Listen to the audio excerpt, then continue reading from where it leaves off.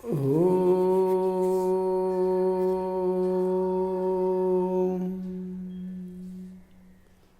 ಶ್ರೀ ಗುರು ಬಸವಲಿಂಗಾಯ ನಮಃ. ಈ ದಿನ ಚಿನ್ಮಯ ಜ್ಞಾನಿ ಚನ್ನಬಸವಣ್ಣನವರ ಒಂದು ವಚನವನ್ನು ನಾವು ನೋಡೋಣ. ಅನ್ನವ ನಿಕ್ಕಿದರೆ ಪುಣ್ಯಬಹುದು, ಅನ್ನವ ನಿಕ್ಕಿದರೆ ಪುಣ್ಯಬಹುದು. ವಸ್ತ್ರವ ಕೊಟ್ಟರೆ ಧರ್ಮಬಹುದು, ವಸ್ತ್ರವ ಕೊಟ್ಟರೆ ಧರ್ಮಬಹುದು. ಹಣವ ಕೊಟ್ಟರೆ ಸಿರಿಯಹುದು, ಹಣವ ಕೊಟ್ಟರೆ ಸಿರಿಯಹುದು. ತ್ರಿಕರಣ ಶುದ್ಧವಾಗಿ ನೆನೆದರೆ ಮುಕ್ತಿಯಹುದು, ತ್ರಿಕರಣ ಶುದ್ಧವಾಗಿ ನೆನೆದರೆ ಮುಕ್ತಿಯಹುದು.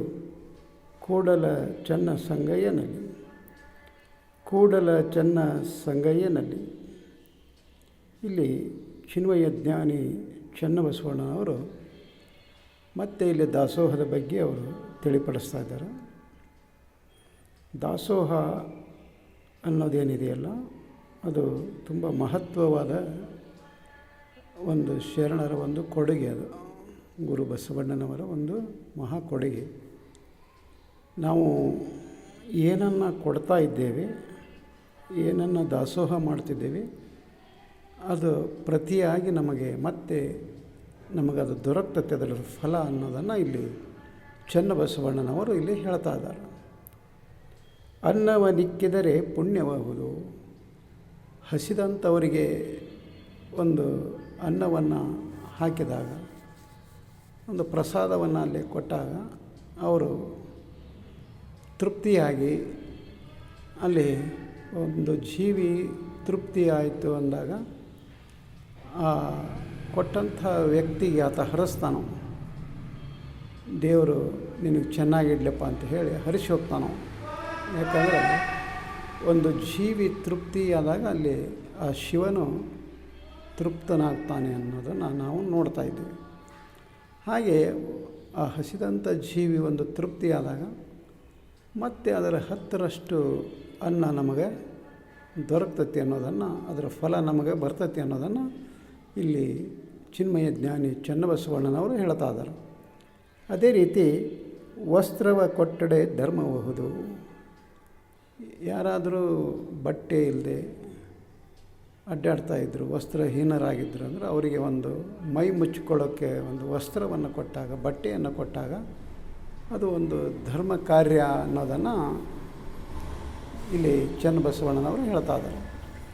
ಅದೇ ರೀತಿ ಹಣವ ಕೊಟ್ಟರೆ ಸಿರಿಯಬಹುದು. ಹಾಗೆ ಯಾರಿಗಾದರೂ ಒಂದು ಅವಶ್ಯಕತೆ ಬಿದ್ದಾಗ, ಯಾರಿಗಾದರೂ ಒಂದು ಅಡಚಣೆ ಇದ್ದ ಸಮಯದಲ್ಲಿ ನಾವು ಒಂದು ಹಣವನ್ನು ಕೊಟ್ಟಿವಿ ಅಂತ ಕೇಳಿದಾಗ ಅಲ್ಲಿ ಅದು ಮತ್ತೆ ಪ್ರತಿಯಾಗಿ ನಮಗೆ ಅದು ಬರ್ತತಿ. ಹಣ ಕೊಟ್ಟರೆ ಹಣ ಬರ್ತತಿ. ಮತ್ತು ಅದಕ್ಕೆ ಕೊಟ್ಟದ್ದು ಕೆಟ್ಟಿತ್ತೆನಬೇಡ ಅಂಥೇಳಿ ಸರ್ವಜ್ಞ ಕವಿ ಒಂದು ಕಡೆ ಹೇಳ್ತಾನೆ. ಹಾಗೆ ಕೊಟ್ಟದ್ದು ಯಾವಾಗಲೂ ಕೆಡೋದಿಲ್ಲ, ಅದು ಕಟ್ಟಿಹುದು ಬುತ್ತಿ ಮುಂದೆ ಸರ್ವಜ್ಞ.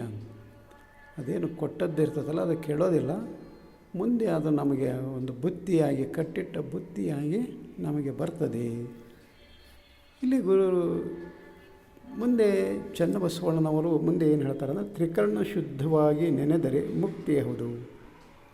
ತನು ಮತ್ತು ಮನ ಮತ್ತು ಭಾವ ಇವೆರಡು ಏನು ನಾವು ಕಾಯ ವಾಚ ಮನಸ್ಸ ಅಂತ ಏನು ಹೇಳ್ತದಾರಲ್ಲ, ಹಾಗೆ ನಮ್ಮ ತ್ರಿಕರಣಗಳಿಂದ ನಾವು ದೇವರ ಸ್ಮರಣೆಯನ್ನು ಮಾಡಿದಾಗ, ಸೃಷ್ಟಿಕರ್ತ ಪರಮಾತ್ಮನ ನೆನೆದಾಗ ಅಲ್ಲಿ ನಮಗೆ ಮುಕ್ತಿ ದೊರಕ್ತತಿ, ಮೋಕ್ಷ ಪ್ರಾಪ್ತಿಯಾಗ್ತತಿ ಅನ್ನೋದನ್ನು ಇಲ್ಲಿ ಚನ್ನಬಸವಣ್ಣನವರು ಇಲ್ಲಿ ಹೇಳ್ತಾ ಇದ್ದಾರೆ.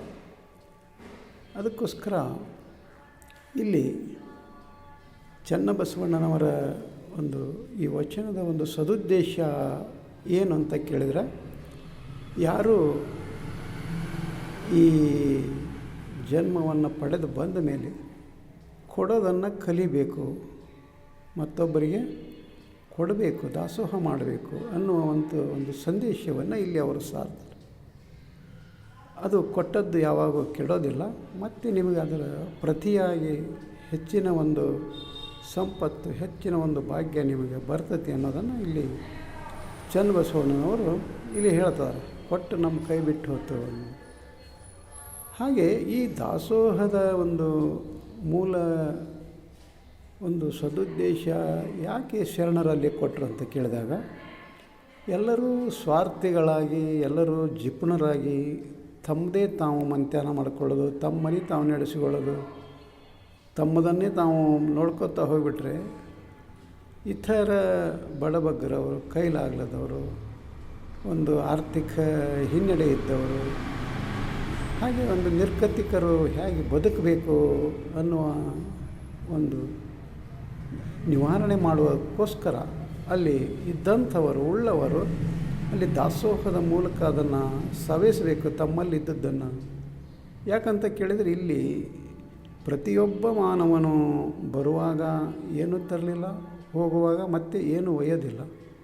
ಆತ ಏನಾದರೂ ಒಂದು ಗಳಿಸಿದ್ದಿತ್ತು, ಆತ ಪಡ್ಕೊಂಡಿದ್ದಿತ್ತು, ತನ್ನ ಒಂದು ಬುದ್ಧಿವಂತಿಕೆಯಿಂದ ಇರ್ಬೋದು, ಚಾತುರ್ಯದಿಂದ ಇರ್ಬೋದು, ತನ್ನ ಜ್ಞಾನದಿಂದ ಇರ್ಬೋದು, ಯಾವುದೇ ಒಂದು ರೀತಿಯ ಒಂದು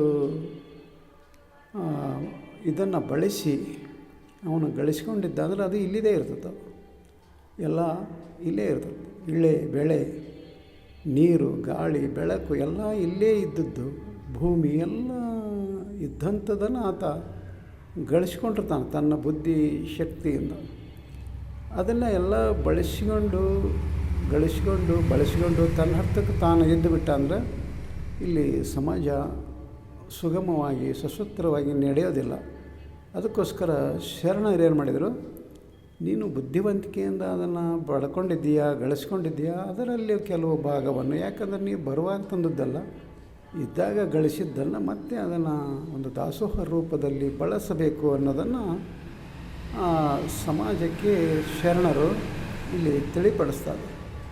ಮತ್ತು ಕೊನೆಗಾದರೂ ಎಷ್ಟೇ ಒಂದು ಗಳಿಕೆ ಮಾಡಿಟ್ಟರೂ ಸಹಿತ ಅದನ್ನು ತೆಗೆದುಕೊಂಡು ಹೋಗೋಕ್ಕಾಗೋದಿಲ್ಲ. ಬಂದ ಹಾಗೆ ಬತ್ತಲೇ ಮತ್ತು ಹೋಗುವಾಗ ಬತ್ತಲೇ ಹಾಗೆ ಒಂದು ಹೋಗುವಂಥ ಒಂದು ಈ ಮಧ್ಯದ ಬದುಕು, ಜೀವನ ಏನಿದೆಯಲ್ಲ, ಅದರಲ್ಲಿ ನಾವು ಇದ್ದುದರಲ್ಲಿನ ಗಳಿಸಿದ್ರಲ್ಲಿನ ಸ್ವಲ್ಪ ಭಾಗವನ್ನು ಸಮಾಜಕ್ಕೆ, ನಿರ್ಗತಿಕರಿಗೆ ಒಂದು ಕೊಡುವಂಥ ಒಂದು ಭಾವನೆ ನಮಗೆ ಬರಬೇಕು ಅಂತ ಕೇಳಿದಾಗ ಮತ್ತೆ ನಾವು ಅಲ್ಲೇನು ಮಾಡಬೇಕು, ವಚನಗಳನ್ನು ಓದಬೇಕು. ವಚನಗಳನ್ನು ಓದಿ ಪಚನ ಮಾಡಿಕೊಳ್ಬೇಕು. ಆವಾಗ ಅಂತಹ ಒಂದು ಜ್ಞಾನ ನಮಗೆ ಪ್ರಾಪ್ತಿಯಾಗ್ತದೆ. ಅದಕ್ಕೋಸ್ಕರ ವಚನಗಳನ್ನು ಓದೋಣ, ಪಚನ ಮಾಡಿಕೊಳ್ಳೋಣ ಅಂತ ಹೇಳುತ್ತಾ ಈ ವಚನಕ್ಕೆ ವಿರಾಮ ಕೊಡ್ತಾ ಇದ್ದೇನೆ. ಶರಣು ಶರಣಾರ್ಥಿ.